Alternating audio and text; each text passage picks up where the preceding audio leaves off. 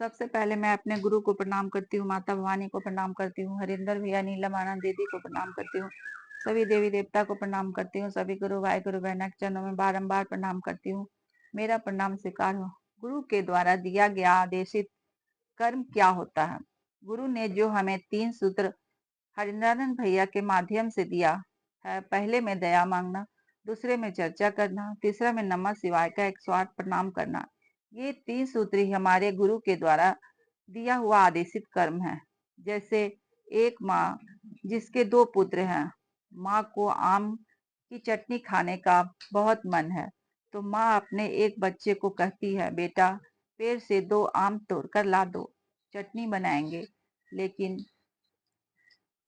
कई वजह से बेटा आम तोड़कर नहीं ला देता। लेकिन जब वही माँ दूसरे बेटे को कहती है कि बेटा आम तोड़कर ला दो, चटनी खाने का मन है, तो वह बिना किसी सवाल जवाब के वह आम ला देता है।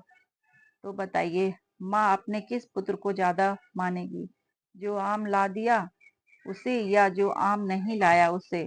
जाहिर सी बात है, माँ उसे ही मानेगी जो जो माँ के आदेशित कर्म को किया। उसी प्रकार अगर हम गुरु के आदेशित कर्म को करते हैं तो हम गुरु के कहे चहेते शिष्य के रूप में, चहेते शिष्य में से एक होंगे, और तब हमारा लौकिक और पारलौकिक जीवन सुखमय होगा।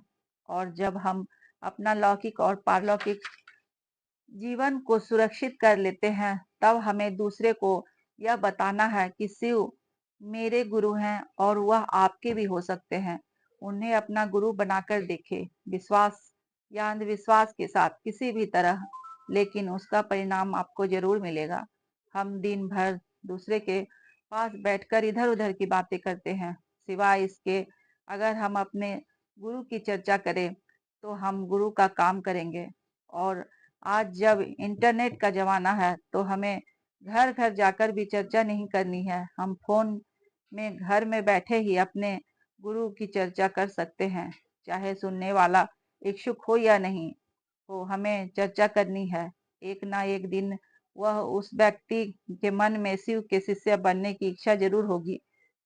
शिष्य शिव शिव गुरु हमारे गुरु ही नहीं, हमारे पिता भी हैं। उनकी पूजा करे या ना करे, क्योंकि जब हम अपने गुरु को पिता बनाए तो क्या हमारे पिता के घर आने पर रोज आरती करते हैं? नहीं ना। लेकिन पिता द्वारा दिया गया आदेश का पालन हमें जरूर करना चाहिए, तभी हम अपने पिता के गुरु के आंखों के तारे बन सकते हैं, बनते हैं। शिव घर घर के बाबा कहे जाते हैं, और बाबा की संपत्ति पर नाती पोते पर पोते सभी का अधिकार होता है। तो बाबा की संपत्ति क्या है?